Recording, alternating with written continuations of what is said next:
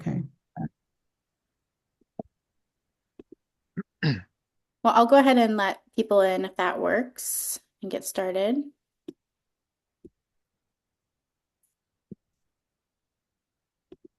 Yep. Hi, everyone. Thanks for joining us. We're going to give folks maybe one more minute to finish logging in. As you get settled, if you want to say hi in the chat box with your name and your program, where you're joining us from. It's always nice to see kind of what coverage we've got across the country.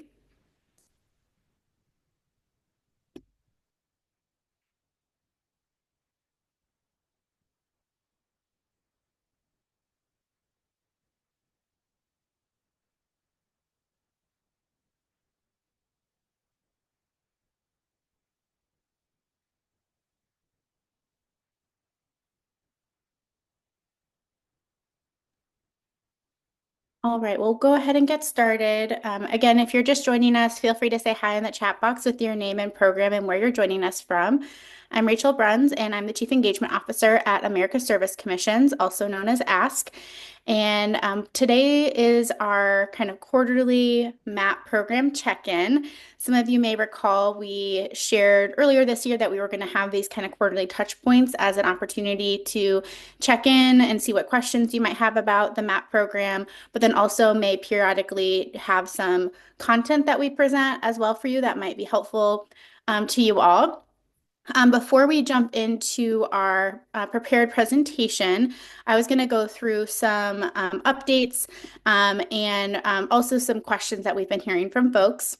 I want to acknowledge that the last couple of weeks, really probably the last month, but especially the last couple of weeks have been really challenging for our field. And I know we probably have a mix of folks on this call today that have been impacted by recent grant termination notifications, and others on the call maybe have not been impacted. So just want to acknowledge how tough the last couple of weeks have been for our network. And we didn't know at the time when we scheduled this kind of training topic on stress and resiliency that the topic would probably be very timely for some of us as we're navigating this unique moment in time. But also glad that we have this space for you all as well to hear this content and hopefully support each other in this moment. Specifically because of the grant terminations that have happened over the last couple of weeks, I did want to just note that if folks aren't familiar with the communications toolkit that we issued the other week, that is a resource that anyone can use in the field. I'll post the link to that in the chat in just a minute when I pull my slides down, but know that that's something that you can be using and leveraging. Also, as some of you may be aware, we launched a National Emergency Assistance Fund, which we've been collecting donations for, and we're hoping, if not today, very soon, we'll be launching the site for AmeriCorps members to apply for that emergency assistance. So please just know that that's available.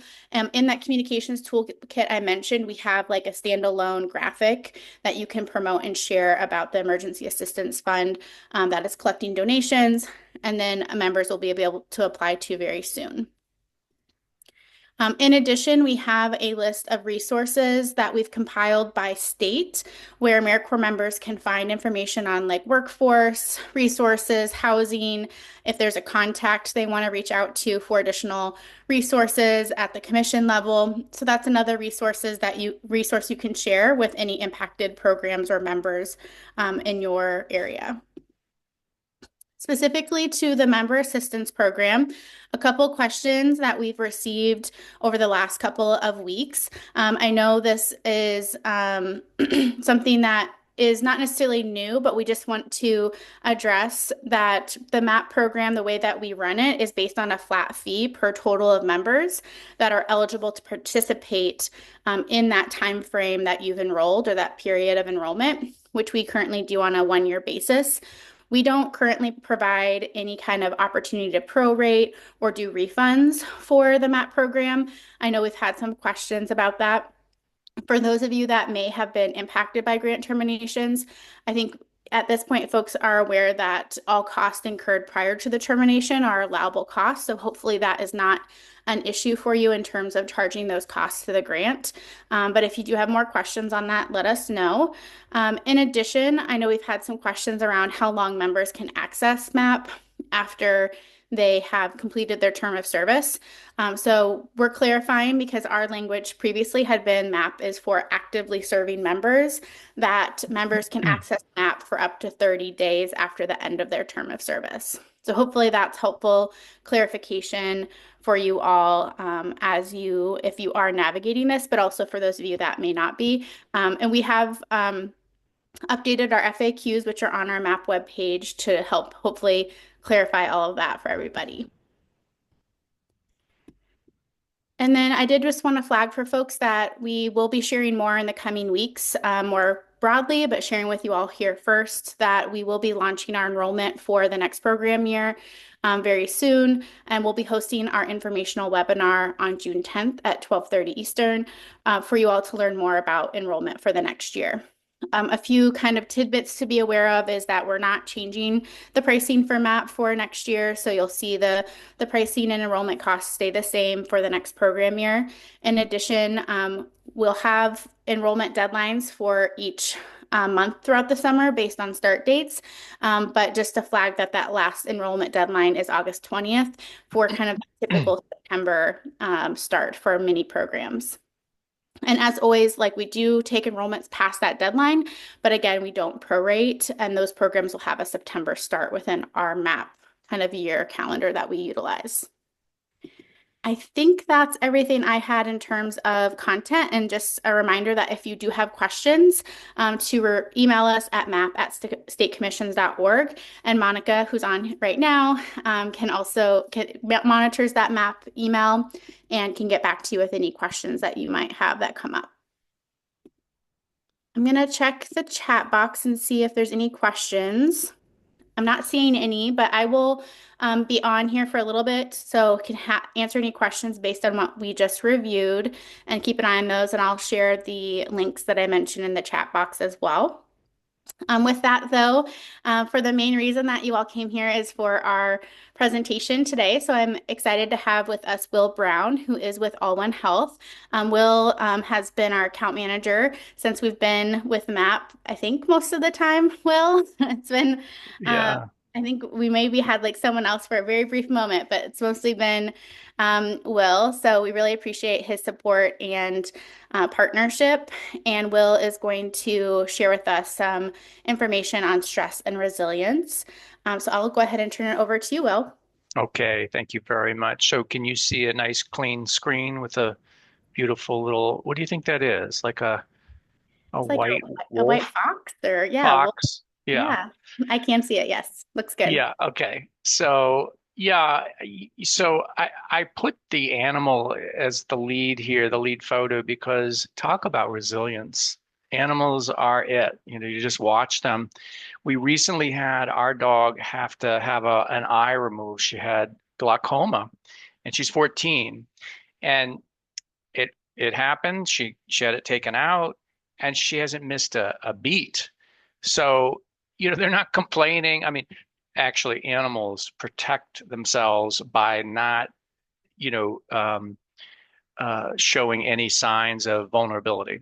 So she's carried on, and it's back to normal. Um, as we get started, what I'd like to do is just put a number in the chat. If you don't want to, that's fine. Of what the stress level is, 1 to 10. 10 being really high, 0 being no, you're just not feeling any stress. What is that number for you? Okay, we've got some numbers coming in. I think everybody can see everybody's numbers. Okay. There's they're coming in. I'd say they're averaging 7.7, a lot of just the same numbers. So that's high. It's on the high end, of course. And I've been thinking about you all, and I'm glad that you signed on here, logged in, because we we we we're too busy. We don't push pause and step back and think about our process necessarily. I mean, maybe you do, but this is a way to just remind ourselves of how to, develop these skills. So I'm going to go over some basic concepts and hopefully it'll stimulate your self-care because that's at the end of the day what we're working with here is our ability to just take good care of ourselves regardless of the incoming challenges. The word stress uh, is now used every day. I mean, what day have we not used the word stress? It's just so common. Years ago, though, it wasn't. When I was growing up, the word stress, yeah, it was known, but it is not as common as the idea I'm stressed out. So Hans Selye was the father of stress research back in the early 1900s in Vienna. And he first incorporated the term stress into the medical lexicon and described it as a non-specific response of the body to any demand. So just this generalized idea.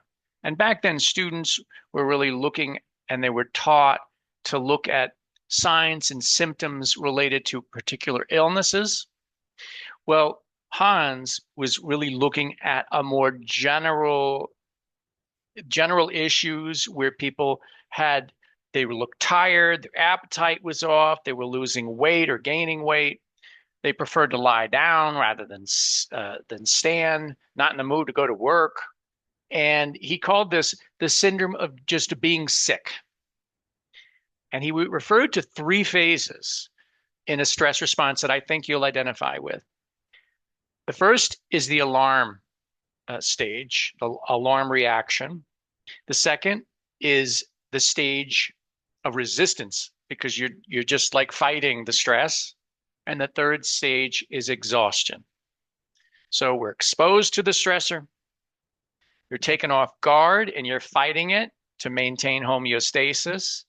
And then you just are you're trying to resist the change, right? Good luck with that when we're trying to resist it. And then you fall victim to just exhaustion. And so it was a very helpful construct at the time to teach medical students. And then here you are 100 plus years later, where we're now still talking about stress. It didn't come from that this is the context where it comes from. We're defining stress and resilience here. Resilience being this ability to, wait, let me just make sure I'm on the right slide. Yeah. Okay, there's just multi slides here. Let me just do something here. Ability to manage during crisis, to cope with problems and setbacks, the ability to bounce back. Now, how many do you think, uh, how many of you do you think people are just born with that? That some people are just better able to manage stress and are resilience. The question comes up often, like, I'm just not good at it. Well, I'm always talking to my clients about learning how to manage and developing skills to manage stress. Seems like a muscle. A nice comment here. And indeed, it really truly is. So, what are the ingredients? What are the characteristics of people that manage stress well? What do you think? I mean, what are some of these characteristics of getting from point A to point B without being thwarted? They're able to keep moving and reach their goals. So there are a couple of words here that fit this. When they do research. So persistence, patience, excellent. Somebody's chiming in here. Um, having grit, and my favorite word, and it epitomizes this field that I've been in for so long, scrappy. To be scrappy, resourceful. You're kind of moving, and like one colleague over the years, I still remember what she would say about this topic. Think of a tree on the edge of a river, and it's a windy day, and the branches of this big tree are just moving with the wind. So being able to ebb and flow and bend and the ability to do that, to have that cognitive flexibility is what we're talking about. Being rigid, being fixed is, the contrary idea here of stress management, of fighting. So we fall off, we skin our knee emotionally, and then we are on to triathlons and riding the bikes here for 100 miles. So we develop these skills.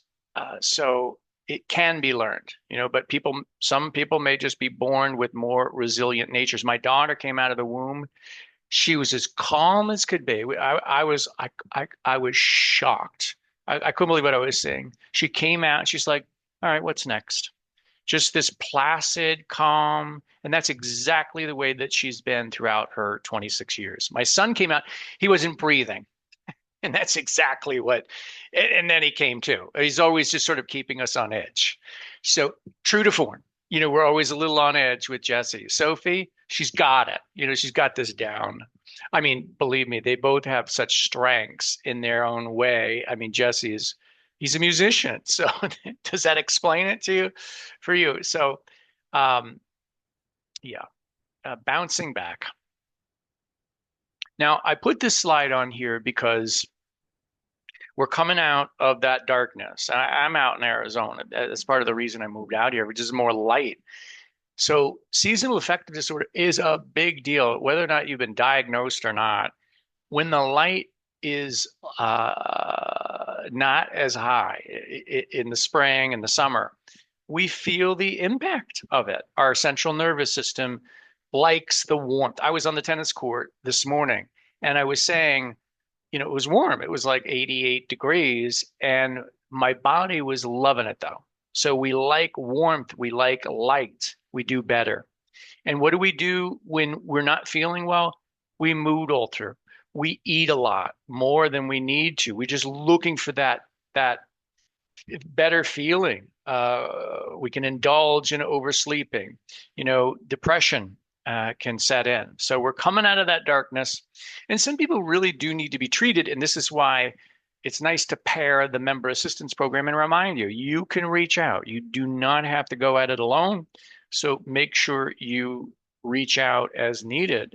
We are here. It doesn't have to be a crisis. You can just call and just say, hey, this is what's going on here, and I just want to have somebody to talk to. I met with this client last night for the first time, and this was a guy who has had some counseling over the years, but he started and he would stop after a few months, after like 3 months. He's had 4 or 5 years of starting and stopping. I'm like, I think you need to continue and just have that ongoing support. And he responded favorably because he just needs somebody to be there for him, and we all need that. And I think that's part of what you deserve to get that kind of support if you want it. Okay. Now, do we need help? Well, I mean, maybe we don't know. Well, do you have any of this going on though? Any of these signs?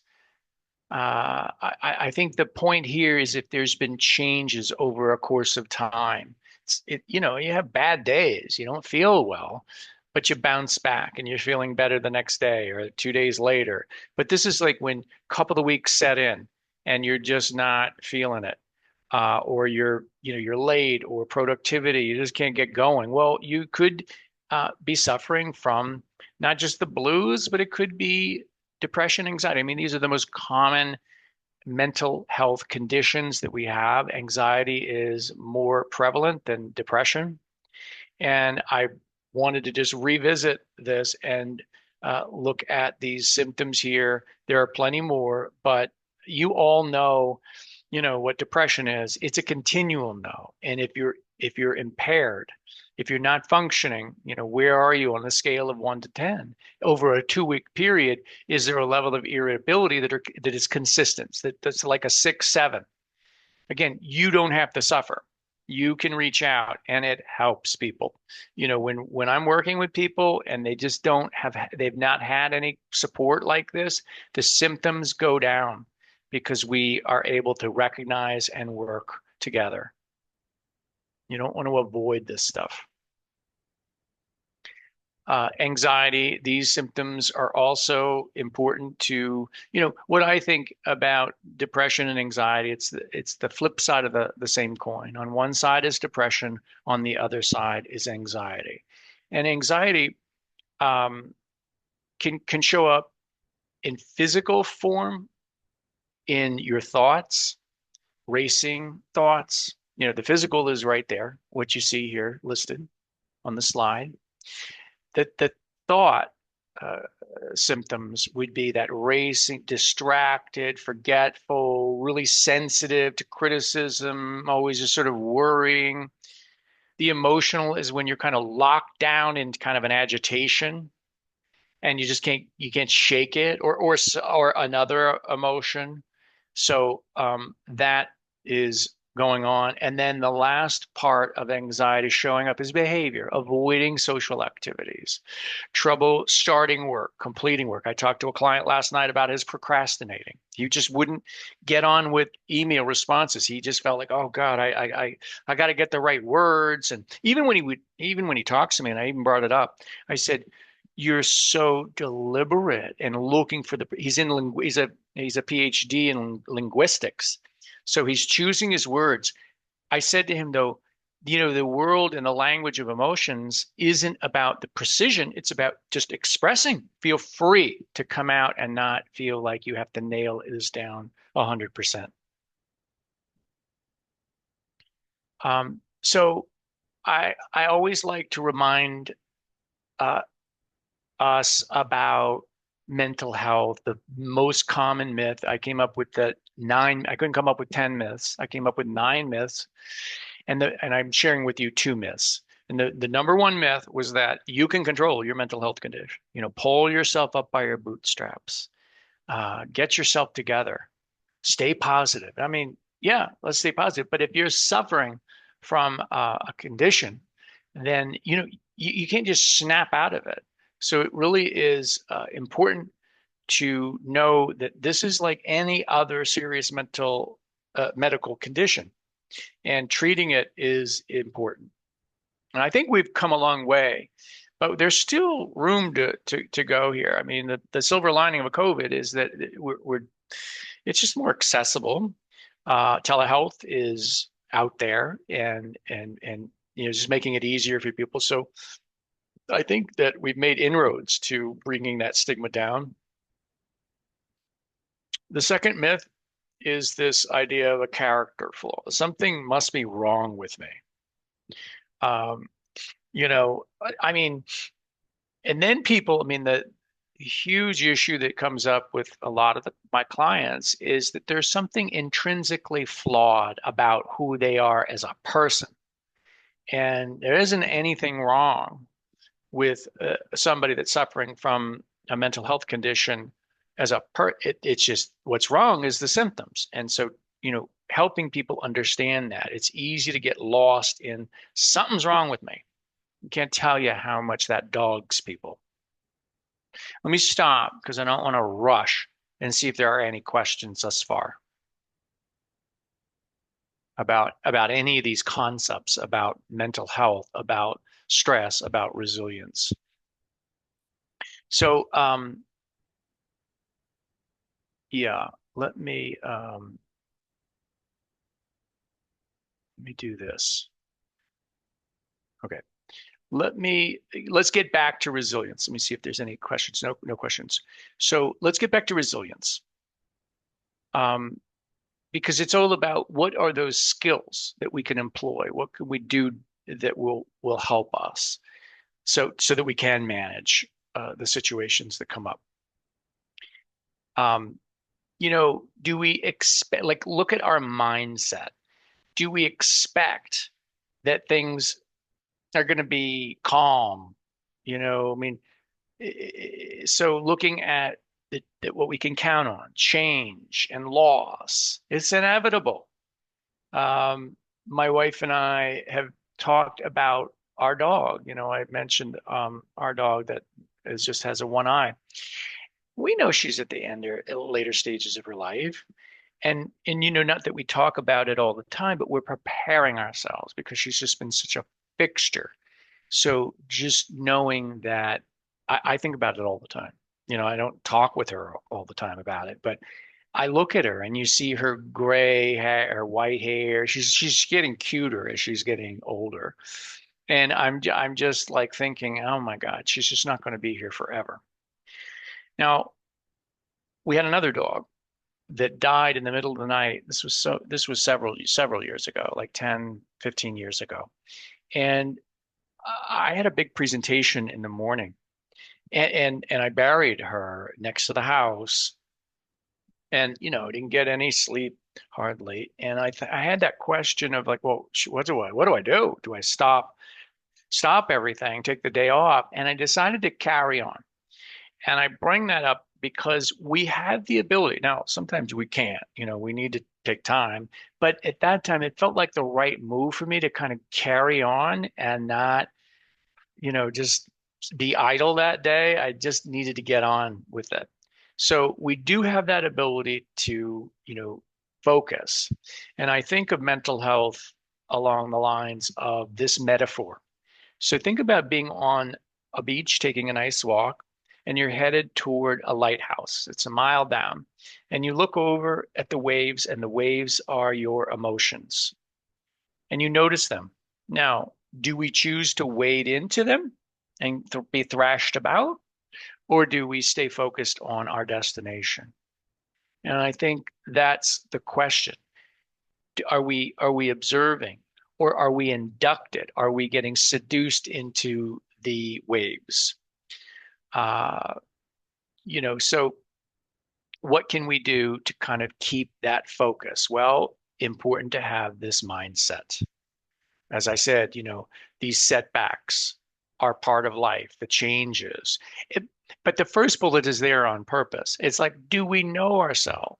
The other day, this is kind of a goofy example, and I'm embarrassed to admit it. I'm not like one of these uh, sports guys that is crazy about sports, but I felt crazy the other night because the Celtics, so I was in Boston for 32 years.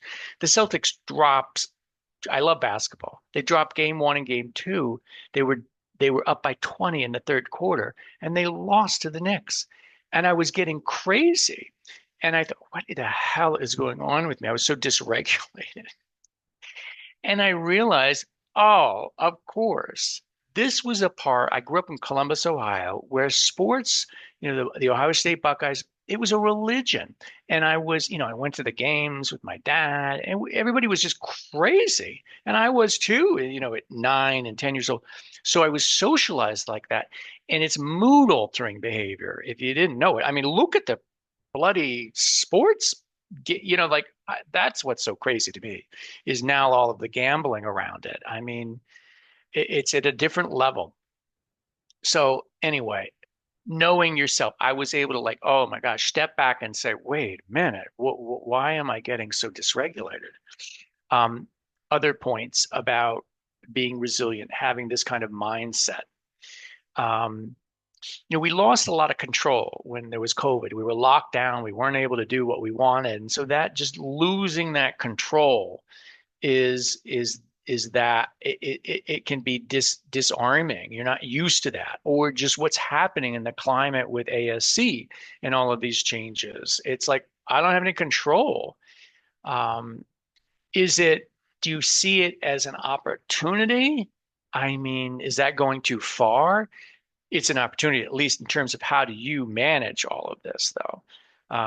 So I don't want to read every bullet, but I think you get the point around you are the source, and it's being able to adapt and manage this in the best way that you can. And look, we're social creatures, so that's why we have a member assistance program so that you can connect with other people and talk about it. What gets in the way of having a resilient mindset? All these and more. I mean, we do it to ourselves, and I have a friend who has a hard time delegating, that fifth point down. So she has to do everything herself. So, what do we bring on um, that is sort of like an unforced error? Are we trying to just carry too much? I know when I was the leader of our operation a few years ago, man, I carried a lot. It fell on me. I felt responsible. If I would do it over again, though, I wouldn't have worked as long and late. I would have just, been able to have, yeah, I would have tried, uh, because I think there's a level of urgency. For whatever reason, we're doing these things that are getting in our way. So we've got to think about what are we doing that are creating these kinds of unforced errors, and can we shift and move more toward these concepts of, these might be helpful for you to think about, like just affirmations. Things we're going to get to some of these strategies in a second, but that one, build positive beliefs. How many people are walking around with really negative, poor self images? Okay. So the first thing that I want you to think about, I want you to take your temperature more regularly. I want you to think about, are you feeling hot, warm, or cool? And what do I mean by that? I mean, hot meaning you're dysregulated, you're agitated, you're angry, you're upset, you're disturbed, and it's hitting you. Warm is in the middle, and cool is like you got this. You're cool as a cucumber. So like right now, take your temperature, on a scale of 1 to 10, 10 being your hot, five being your warm, one being your cool. What are you? Um, the more that you can take that inventory of yourself, it's what's called mindfulness, and it's a very simple concept here. But I want you to start practicing this now. If you're in a situation where you need to carry on and you don't have the time to do a meditation or exercise, you can't stop your day and shift the energy or talk to somebody. What do you do in the moment? Well, I've got a few ideas for you, and you probably already do them.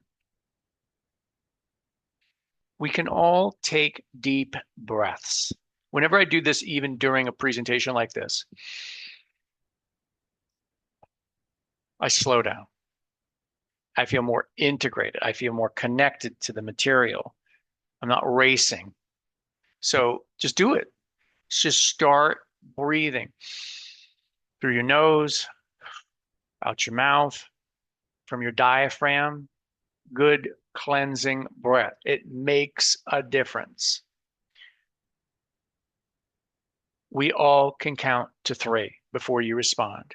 So if Monica's talking to me and I'm not sure, if I'm able to do this or it feels complicated, I don't need to react. I can take my time, and I might say to Monica, you know what? I need to think about that. And let me get back to you. We don't want to get into this just reactivity.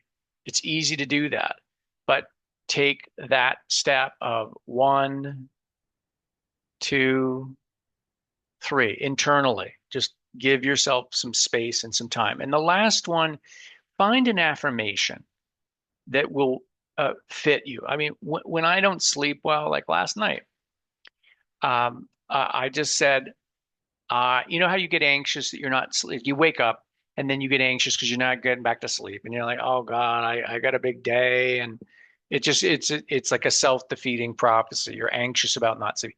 So what I will say is, I trust. Inhale, I exhale, trust. I trust, and it's the repetition. I've been doing this for years, and it's like a go-to. But there are other things that you want to say to yourself, um, and write them down. Like I have ones right here to the left of my screen that I'm looking at. This one I've had for forever. Keep laying the bricks one at a time. Just keep keep going. Keep laying the bricks. Focus on the bricks make the donuts, get up, keep going.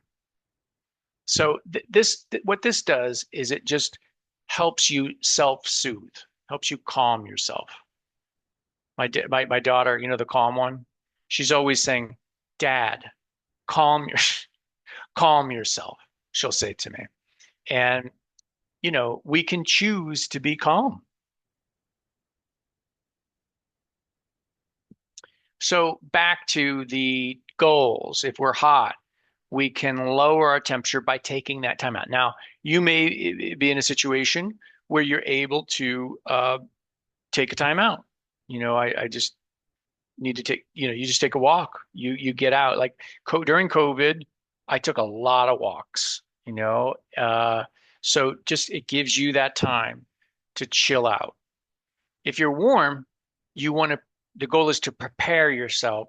The goal is really to be cool, to resolve, to communicate is the strategy. So the warm, I want to give you an exercise to think about applying if you're hot, if you're warm. If you're cool, you're good. You're good. Think about this exercise of stop, look, listen, and respond. It's like a cognitive behavioral technique where, something has thrown you off. You're stopping, you're taking that break, whether it's counting to three, you're interrupting if it's in the moment and you can't take a break.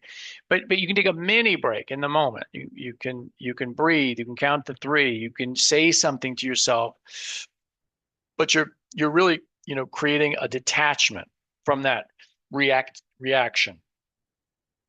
The further way to get into the cool communication, resolving the issues, is to go through the process of answering the following, of the look of what's going on, who are the players, how and what happened, what is going on. Like, the Celtics are playing, they had a 20 point lead. It's like, what's going on? Like at the time, I didn't really understand what happened. And then, ask yourself, why am I reacting? And this happened later, that the second after the second game, I said, what the hell is going on with me? And so then I thought, okay, wait, this is what I do with clients. What am I getting triggered by? Well, getting triggered by the mood altering that went down when I was 8. What I learned is that you get behind a team and you're just all about that mood altering behavior of following. I'm not disparaging sports. I'm just saying it can become an addictive, compulsive behavior. Anything can. So that it was like, wow, something turned on for me. And then responding, what have you learned? How can you respond differently in the future? Well, I could just be mindful when I watch game three. I'm just going to take that into account, and I'm going to just do my best to show up in a way that I think it's going to make a difference for me. Um, so see if this might work for you. Jot down, stop, look, listen, respond. And the point here is you follow this. It's simple. It's just stop yourself in the tracks and then zoom out to look at what's going on. What's going on, the who, the what, the how. Ask yourself, what's going on with me? And then get some answers from that. And then it'll help you respond differently in the future. Any thoughts, questions about that? Because it's all about practicing. This stuff just doesn't go away. The challenges, the opportunities that are here. So what do we want to do? We're kind of rounding the turn today, but we want to look at our perceptions, our expectations.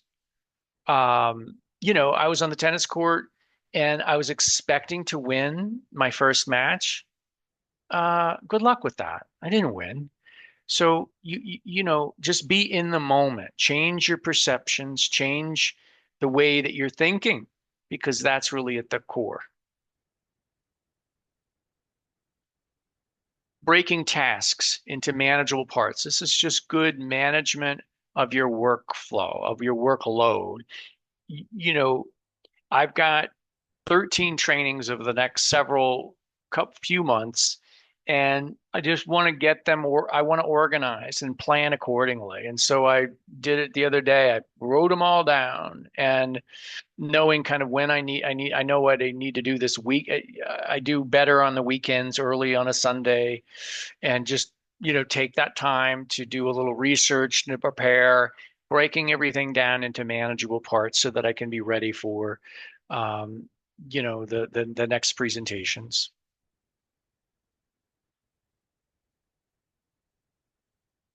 Set the reasonable goals, avoid procrastination, set boundaries, make time. It really is like, let's see if we can enjoy what we're doing, whether it's work, home. Like, what is the point if we're just like, just slogging along? And how can we think about this so that we're not just clocking in and just miserable and waiting to punch out, it's, again, it's that mindset. I think sometimes, I mean, work is routine, monotony, and sometimes I'll go like, oh, I'm not feeling it. Well, I think about appreciating that I have a job, you know, the basics. This is the point, is that we work to live, we don't live to work. And I think that was what I was saying earlier. I was living to work, and I was moving my whole life around my work life. And thank God I finally got to the point where that's not happening anymore.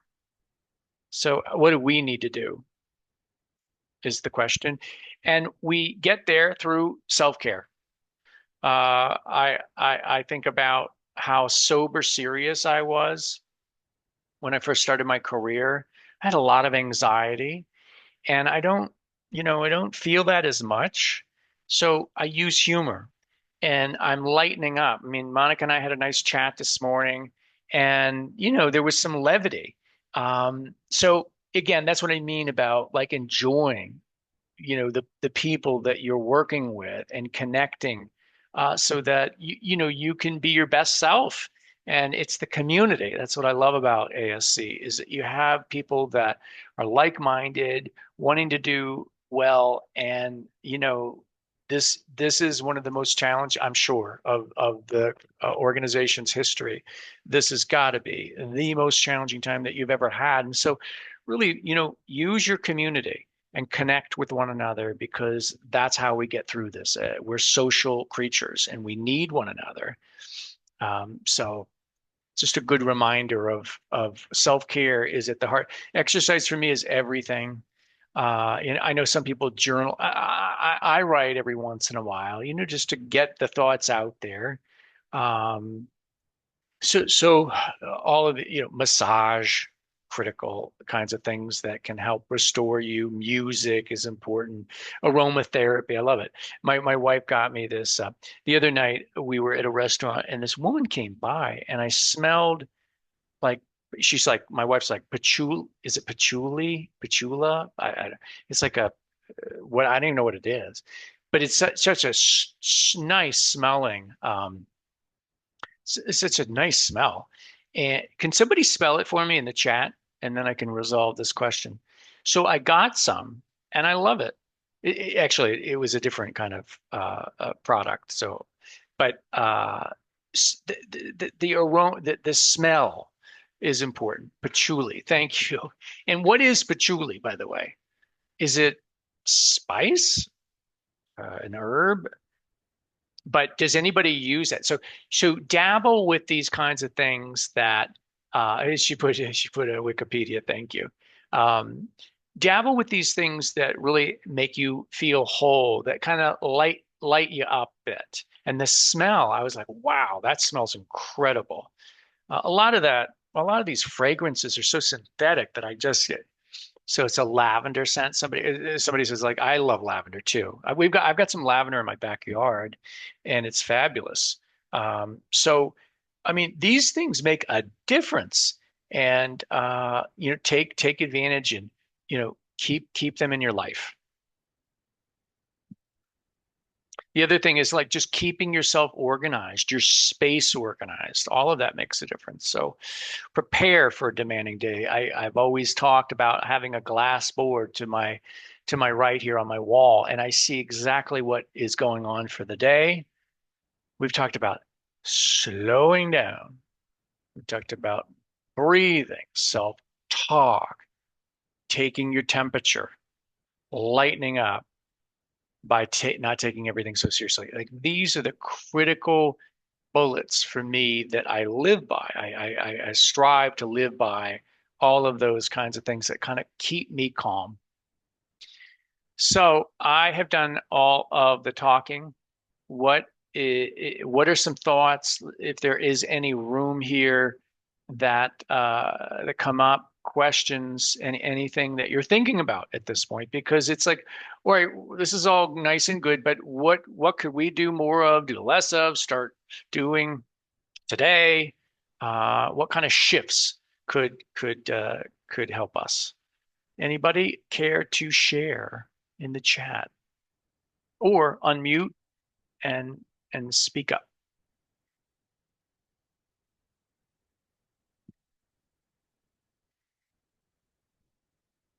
Well, I don't see anybody, but my goodness, thank you so much for taking time, and I hope this was helpful. Just do one thing that if anything that you're hearing from today that you're grabbing hold of, just do one thing and see how it can take course and help perhaps lighten the weight and help you manage some of the stress. So I will leave it here. Monica, anything in conclusion? Excuse me, no, thank you so much, Will.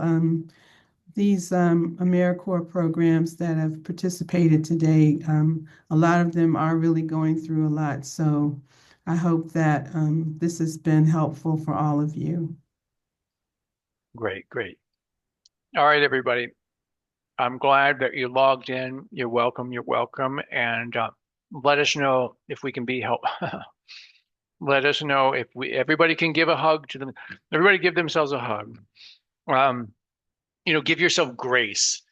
Embrace yourself is a great reminder. So why don't we end on that note? And unless you guys have to carry on, I'm going to log off and let us know if we can be helpful to you here at the Member Assistance Program. And thanks, Will, and thanks everyone for attending. Bye. Bye.